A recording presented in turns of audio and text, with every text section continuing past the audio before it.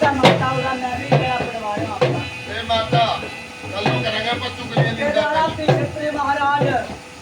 ये जंगला का पहुंचेगा पर असलियत जी कैसे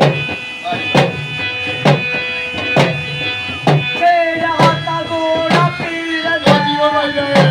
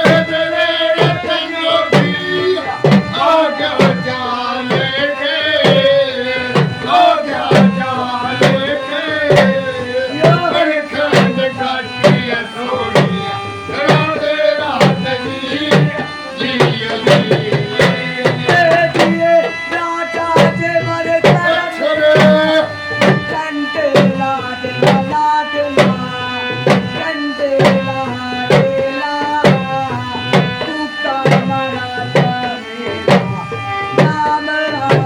सिया